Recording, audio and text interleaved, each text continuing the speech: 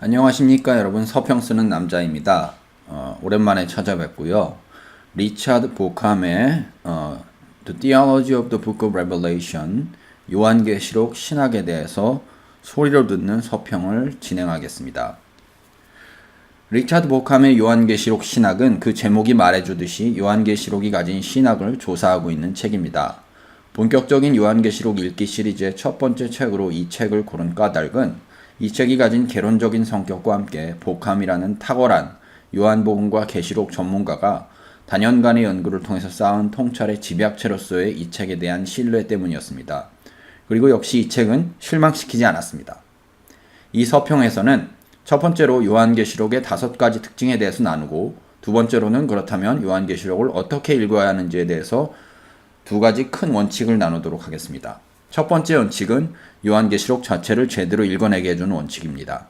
그리고 두 번째 원칙은 요한계시록을 어떻게 현대문화 읽기에 기여할 만한 방식으로 읽느냐에 대한 것입니다. 다만 제가 여기서 나누는 5가지 특징과 2가지 원리는 보캄이 책에서 직접 얘기하는 것이라기보다 제가 기존에 가지고 있던 질문과 고민들에 대해서 보캄의 책이 응답해주는 것에 대한 정리라고 보는 편이 더 좋을 것입니다. 첫 번째, 요한계시록의 5가지 특징. 요한계시록은 정말로 흥미로운 책입니다. 신비한 묵시에 관한 얘기를 담고 있으며 그 묵시의 주제는 세계의 종말과 마지막에 일어날 일들에 대한 것입니다. 따라서 요한계시록이 쓰여진 이후부터 많은 이들이 요한계시록 읽기를 시도해 왔음은 당연합니다. 그 와중에 종교개혁자 장 칼빈 같은 경우는 성경 전체에 대한 주해를 했으면서도 요한계시록만큼은 그 압도적인 신비 때문이었는지 요한계시록 주해를 쓰지 않기도 했습니다. 보캄은 이 책에서 요한계시록이 어떤 책인지에 대해서 꼼꼼하게 탐구해 나갑니다. 우선 요한계시록의 장르는 삼중적인데 특정 독자에게 특별히 2, 3장에 등장하는 7교회, 그리고 더 넓게는 7교회를 통해서 대표될 수 있는 후대 교회들과 그 교회들이 안고 있는 문제에 대해서 말하고 있다는 차원에서 서신서이면서 독자들이 처한 현 상황을 진단하고 하나님 나라의 성취를 위한 갈등과 고통을 말하며 또 결국 그러한 갈등과 고통을 통해서 오게 될 하나님 나라를 말하고 있다는 측면에서 예언서이기도 하며, 또한 마지막으로 저자인 요한이 본 긴 환상을 중심으로 요한 나름의 신학적 분석과 통찰로 세상의 종말과 마지막을 바라보는 시각을 제공하고 있다는 차원에서 묵시록입니다. 이런 책은 성경 전체를 통해서 계시록밖에 없습니다. 이 책을 읽기 전에 저는 먼저 요한계시록을 차분하게 처음부터 끝까지 한 자리에서 읽었습니다. 제가 읽은 성경 역본은 카톨릭 번역 성경입니다. 이 성경은 새 번역 성경과 마찬가지로 읽기 쉬운 요즘 문체를 사용하고 있어서 기존의 개역 한글판보다 훨씬 더 따라가기가 쉬웠습니다. 그리고 요한계시록에 대해서 다음에 5가지 특징을 보게 되었습니다. 1번, 요한계시록은 굉장히 유대적인 책입니다. 보캄은 책 전체를 통해서 요한계시록이 사용하는 시각적, 언어적 이미지들이 얼마나 구약 성경이 사용하는 이미지들에 깊이 기초를 두고 있는지를 상세하게 보여줍니다. 그 단적인 예로 10장에서 요한이 두루마리를 먹으면서 배에는 쓰고 입에는 꿀같이 달 것이라고 기록하고 있는 구절은 독자들로 하여금 단번에 에스겔 2, 3장에서 에스겔이 두루마리 책을 먹었던 장면을 떠오르게 합니다. 뿐만 아니라 9장에 나오는 황충들은 출애굽기의 메뚜기 재앙을 당연히 떠오르게 하고요. 그 외에도 당연히 구약의 대표적인 묵시문학인 다니엘서에서도 많은 이미지를 따오고 있고, 이런 문학적 장치를 통해서 요한계시록에 대해서 알 수 있는 것은 이 책이 굉장히 유대적인 책이라는 사실입니다. 따라서 이러한 유대적 맥락을 무시하고 21세기를 살아가는 사람들이 현대적인 사건들에 대한 요한계시록의 예언을 끼워 맞추려고 하는 것이 얼마나 터무니없는 것인지를 보캄은 설득력 있게 제시하고 있습니다. 1번의 자연스러운 논리적 귀결은 요한계시록은 굉장히 상황 중심적인 책이라는 사실입니다. 요한계시록의 주제가 세상의 마지막과 예수의 오심, 그리고 요한이 본 환상에 대한 요한의 해석에 관련되어 있다는 것만 생각해보면 요한계시록은 모든 상황을 초월해서 하늘의 이야기를 담고 있을 것만 같은 허상을 현대의 독자들에게 심어주기도 합니다만, 보캄은 요한계시록이 쓰여진 목적 자체가 철저하게 그 당시 고통받고 탄압당하던 그리스도인들에게 용기를 심어주기 위한 것이었고, 그러한 맥락 속에서 신앙을 위해서 희생하는 당시의 그리스도인들의 상황을 고려하지 않고는 요한계시록을 제대로 읽을 수 없다고 말합니다. 이 또한 이미 앞에서 언급했던 소위 세대주의적 요한계시록 읽기, 앞으로 일어나게 될 사건들과 요한계시록의 기록 사이에 직접적인 연관성을 찾으려고 하는 읽기에 대한 보캄의 한방이라도 보아도 좋을 것입니다. 3. 요한계시록은 매우 신학적으로 풍성한 책입니다. 또한 그리스도 중심적인 책입니다. 보캄은 자신의 책을 조직신학적 주제에 따라서 풀어가는데 삼위일체론에서 기독론, 구원론, 교회론과 종말론으로 나아가면서 얼마나 요한계시록이 풍성한 신학적 통찰을 제공하는지를 잘 보여줍니다. 특별히 제가 주목했던 부분은 죽임당하신 어린 양, 그리고 그 어린 양을 예배하는 24 장로와 내 생물이라는 이미지를 통해서 소위 부정신학, 네거티브 디아버지, 즉 하나님은 초월적이고 완전하신 분이기에 하나님에 대한 서술은 하나님은 어떤 것이 아니다라는 식으로 표현될 수밖에 없다고 주장하는 신학의 실마리가 되어주는지를 밝힙니다. 하나님의 전능하심이 역설적으로 죽으심과 약해지심을 통해서 드러나셨다는 것은 하나님께서 어떠한 분이심을 보여주는데 굉장히 강력한 이미지를 제공한다고 생각합니다. 2번이 가진 함의로서 요한계시록은 소위 밑으로부터의 신학, Theology from the Underside를 하는 책입니다. 왜냐하면 요한계시록이 가진 관점은 하늘의 하나님의 관점인 동시에 로마 제국 하에서 압제당하고 고통받는 그리스도인들, 주변자와 소수자가 된 그들의 관점이기 때문입니다. 따라서 이런 면에서 요한계시록은 현대의 해방신학과 연결될 여지 또한 많습니다. 마지막으로 요한계시록은 정치신학적인 책입니다. 복함은 요한계시록 4, 5장의 어린 양에 대한 예배가 얼마나 재래적이면서도 정치적인 행위인지를 보여줍니다. 이러한 정치 신학적 예배는 그 당시 로마 제국의 통치 원리가 재래적 정치적이었다는 면과 아주 잘 상응됩니다.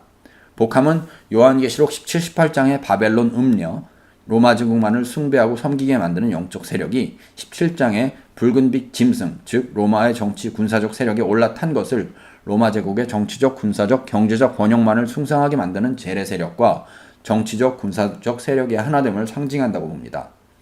이것은 사실 현대 신학에도 시사하는 바가 많다고 봅니다.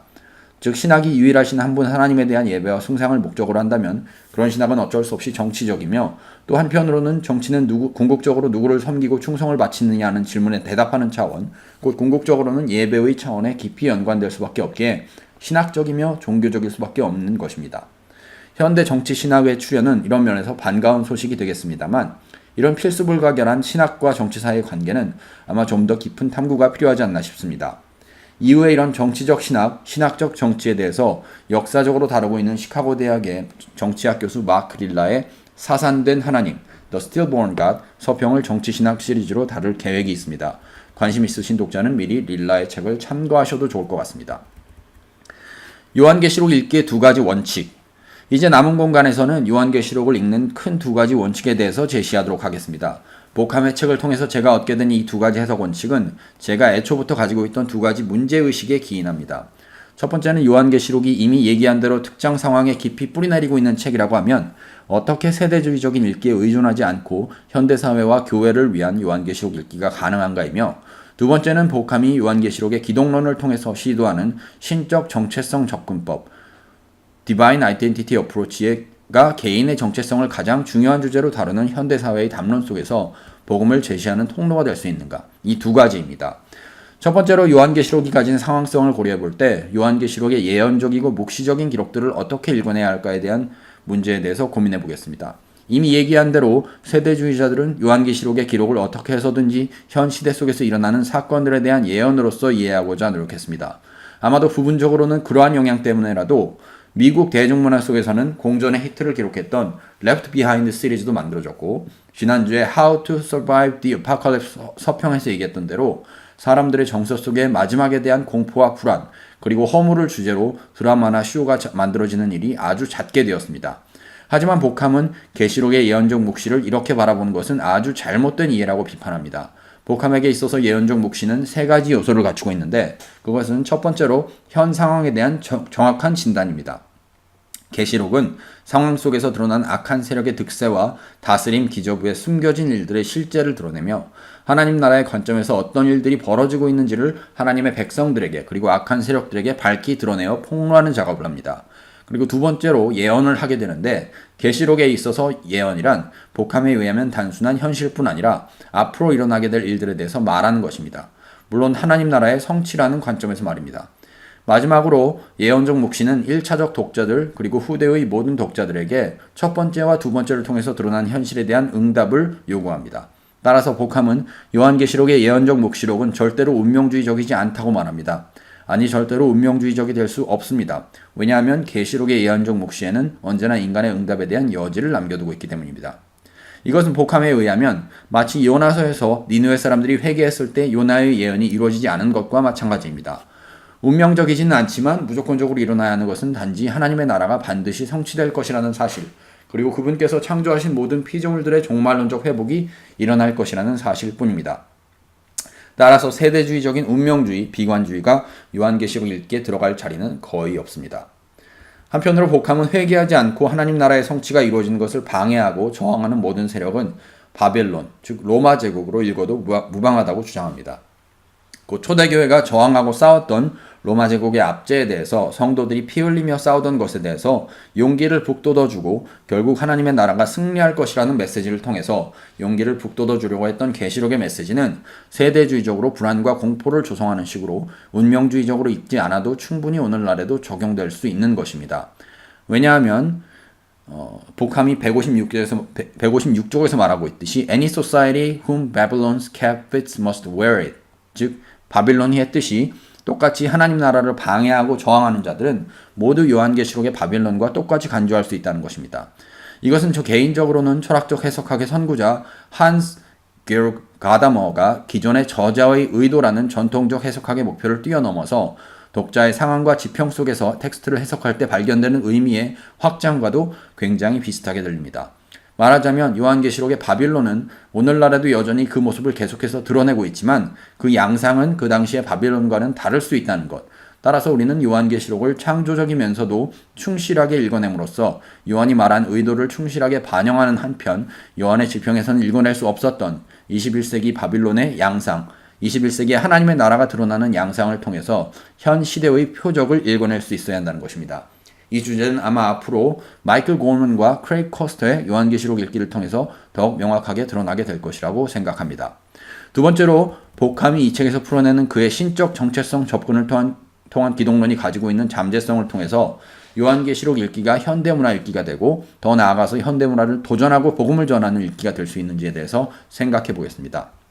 일단 복함의 기독론의 신적 정체성 접근은 고기독론, 하이 크리스탈러지, 즉 초기 교회부터 그리스도는 이미 하나님과 동등한 분으로서 인식되고 있었다는 기독론, 그런 기독론의 한 형태로서 요한계시록에서 그리스도를 칭하는 말들과 성부 하나님을 칭하는 말들이 동일하다는 사실에 초점을 맞춥니다.